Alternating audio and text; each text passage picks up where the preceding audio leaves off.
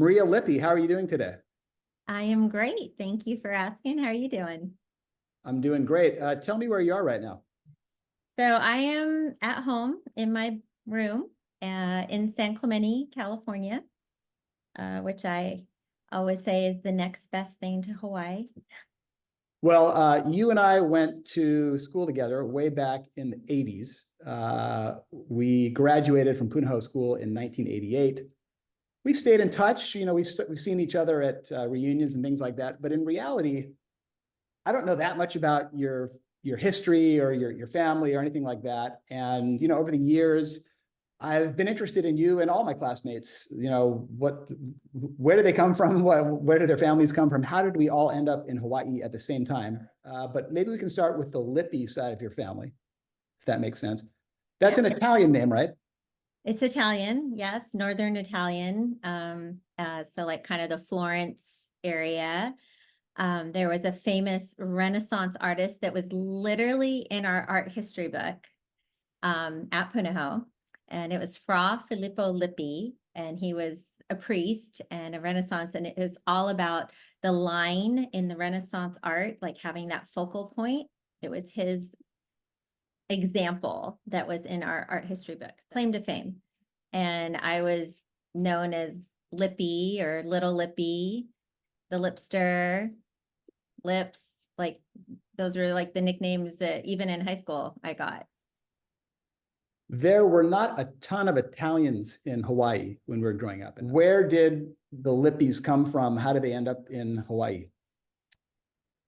So my father's was, I think, 5th generation born in San Francisco. So he worked for a company called Lone Star Industries, which was a cement and aggregate company, a development company. They built several developments in Hawaii, Bluestone in Kailua, Hokoloa, Enchanted Lake was a big one. And so in 74, they transferred my father to Hawaii to be the president and CEO of Lone Star Industries there. And my father and mother just fell in love with Hawaii, with the culture, with the people, and never left. My dad was Italian. My mom was Portuguese. This is kind of what it looks like. And, but I slide under the radar. Like, people don't necessarily know what I am. If I go to Europe, people just assume whatever country I'm in, that's what I am. And that was kind of nice growing up in Hawaii because, it's kind of easier to just blend in and not look too much like one or the other. And like, my father was strong Italian. My mother was Portuguese, but born in Shanghai in China. So a strong Chinese culture came with her. And then we had the Hawaii culture. My dad was like a very traditional businessman. He left for work in the morning. I mean, I left for school earlier than he did, but he's home every day at 6 o'clock. But I mean, I do remember like going, I was an only child, or raised as an only child. So I ended up going to a lot of adult events just because that's what only children end up doing. And so we would go to like dedications and blessings, a lot of blessings, which were so cool, like with that Hawaiian culture to bless the land before they broke ground. And I remember going to those and to the luau's that they would have around that. It was such a beautiful time. I loved growing up there when I was young, as a young girl. I mean, you grew up in such a beautiful part of the world. Talk about just some snapshots of your childhood. Where do you see yourself? What are you doing? Who are you with? I see myself just mudsliding, down like all in my backyard, just because that was the ko'olaus, and we would find, lava trails that we would just get completely covered in red mud and after the rains, and it was so much fun. Like, I remember just my mom hosing me off with the hose instead of and just we just ruined our clothes with the red mud. But just hiking, running away from, like, we'd hear the noises of the wild boars and run, and we were always barefoot, like on the trails, like not wearing shoes. And and just being in that beautiful just backyard of nature that we got to grow up in. The fact that your mom was born in Shanghai is very interesting. Obviously, Shanghai fell to the communists in what, 49 or something? Mhm. So how is it that your mom was in Shanghai? So my mom was born in Shanghai, which at the time was an international city. She had a Portuguese passport, so she was not considered Chinese. And so when the communists did come in, they expelled all foreigners from Shanghai. So they, as a family, had to flee and go up to Macau, which is a Portuguese colony in China at the time. It is now reverted back. And so they were there for a few years, and then they applied for citizenship, anywhere they could get it. And that's how my mom ended up in San Francisco in 1952. She was 21 years old and came by boat to the Bay Area, and her parents and her brother. And so that's how she got to the United States. So she lived in China until she was 21 years old and lived through the communists coming in. And there are some pretty interesting stories that she would share that sounded very frightening. Like they had to go to concentration camps for brainwashing, is what she said. There were times where there wasn't a lot of food and they would eat peanut butter and drink beer for their nourishment. So those were stories that she shared. What was her family doing in China? Were they merchants? I know that obviously Macau was this like 500-year-old Portuguese colony. Yeah. Were they part of that? Like, were they Yeah. missionaries? How did they end up Yeah, there? they can trace their ancestry back to the 1500s in Macau, in that Portuguese colony. My mother looked very Portuguese. She looked very local, like she could just fit in so easily. But when she opened her mouth to speak, she had a very proper English accent because she grew up going to schools in the British Quarter in Shanghai. So So she your grew up. mom, all the way through adulthood, had an English accent. Mhm. Did she speak any Chinese because she grew up in China for the first 20 years? Yes, so she spoke Shanghainese. So they spoke three languages growing up. They spoke English, Portuguese, and Shanghainese. So Did you that's hear her speak Shanghainese ever? not really. Yeah, I think it was more the language that they would speak. As, it kind of sounds strange to say, but they had what they called servants. They called them amas, and they were servants. And so it was kind of the language that they spoke to the local people. So did your mom ever go back to Shanghai? She did. She did. She did go back and visit, and she also went to Macau. She said once she went, she's like, I don't need to go back. It had changed so much. It was so different from what she remembered in her childhood, and I think she preferred to remember it the way it was. It's kind of like a vanished world, right? Yeah. Yeah. All right, so let's fast forward to Hawaii and you. So we moved in like in December, I think, of 74. But I had started school, and I actually started school at Le Jardin in Kailua. And then I came to Punahou in 7th grade with a whole crew of people from Le Jardin. So it's like Robbie Neufeld, Charles Golden, Ralph Winnie, Laura Kramer, Mindy Myers. Who else came from Charles Jew? Like, I don't necessarily know if I knew anyone's religion in high school or my friends. Like, it wasn't an important thing. Like, oh, you didn't have to be Catholic. It was, or whatever religion you were. Like, I just didn't think about it that way. It was more of like a quiet part of who we were, but an important part of who we were. How do you think you fit in high school? Punahou is about 430 people per class, something like that, or at least it was when we were there. Yeah. How do you think you fit in on campus? I was, especially 9th grade, I think I was super awkward. I had this idea to cut my hair super short. It was the bi-level haircut. So it's like short in the front and then like long in the back, kind of like a girl's mullet. Right. This is 1984, right? Yeah. like freshman year. And I had braces, which is always fun. And so I definitely felt super awkward. You know, being in the academy, especially as a freshman, I mean, our freshman year, they still had like kangaroo court and things like that. So I was always kind of on guard. My locker was in cook hall. So I had to like walk up the cook hall steps, which was very intimidating because that's where all the seniors hung out. So I always try to keep my eyes down and just not, you know, stand Why, out. why were you nervous about walking by a group of seniors?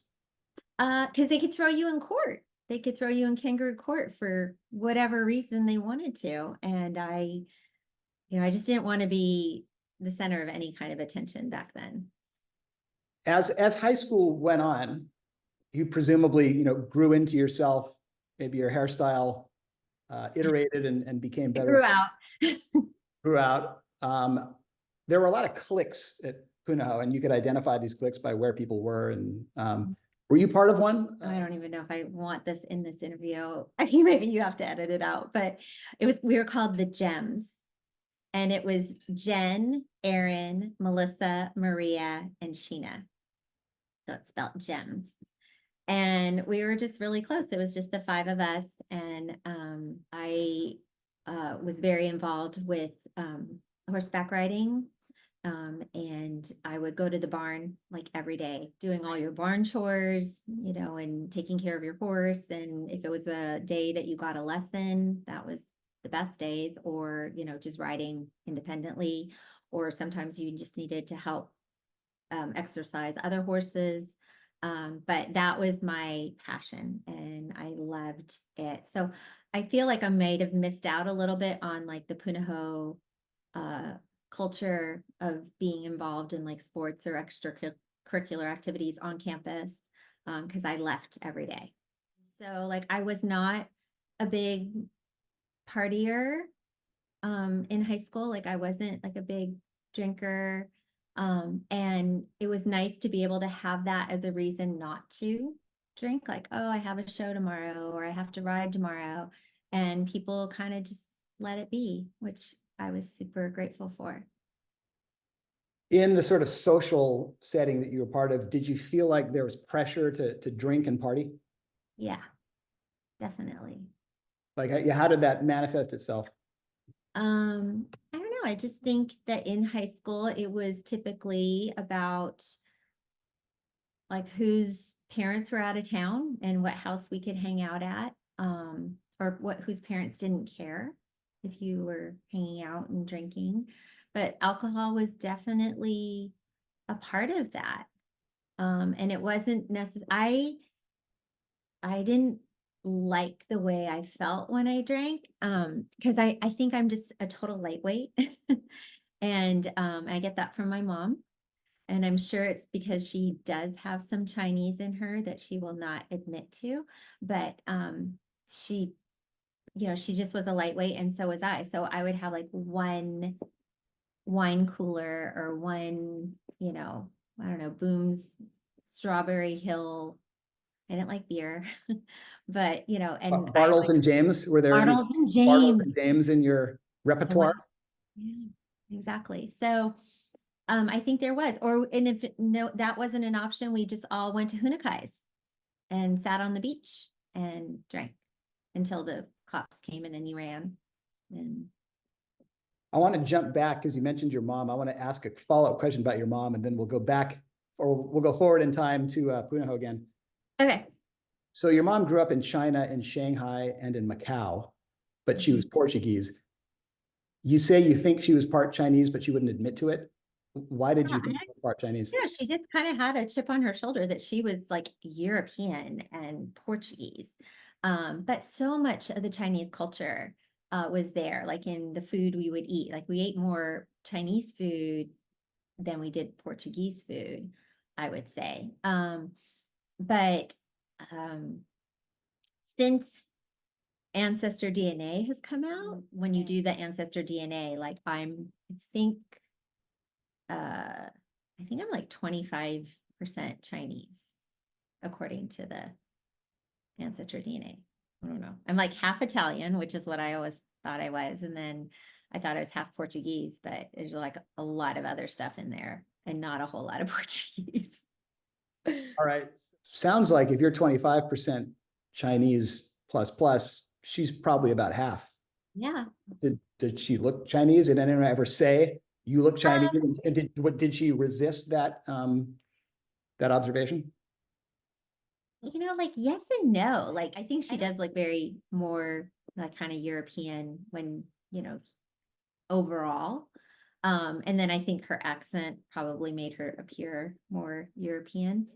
But at the same time, she loved like like she would relate, and like as soon as someone was Chinese, she was like, I was born in Shanghai. Like she loved that. So it was kind of I don't know how to explain it. Like, yeah, there was, but at the same time, she was so proud and loved like that Chinese culture and people from China, and would just like bond with them, and like I'm one with you. So I don't know. Okay, so back to high school. Okay. Were there any sort of, I guess, intellectual breakthrough moments you had? We had to read a play of Shakespeare every year at Punahou, right? And the whole academy read the same play.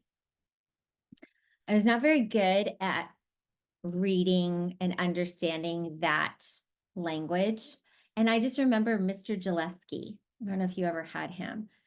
He was a Yeah, great, he was great. English teacher, writing great teacher. English teacher. And I just remember him so passionate in explaining Shakespeare. And I remember he would like literally work up a sweat, just so excited about it. And it just like was contagious. Like I was like, oh, it's like a code and I'm understanding it. I think another, again, amazing English teacher, Mrs. Foster, creative writing, she's just was so encouraging. Just, I don't know, she just had a way of when she would comment on your work that it was always like, even if she didn't think it was great, she would use like what you could do as a motivation to make it better. Do you remember traits that you had in high school that you still have with you that you're glad that you still have? If you look back and you think about, the ways that you were, what has remained consistent and in a way that you're glad that it's remained consistent? Mm, I think the thing that probably stands out to me is loyalty. Um, I think I am a very loyal friend. Um,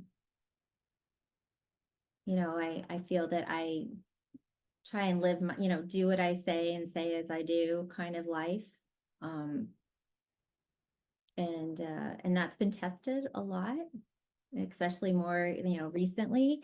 So I want to still be a very loyal and authentic person. And so I think those are traits that were taught to me as a young girl, both from my parents and probably through going to church, but I think mostly through my parents. I think my father and mother were both very consistent people, and I see that trait in me as well.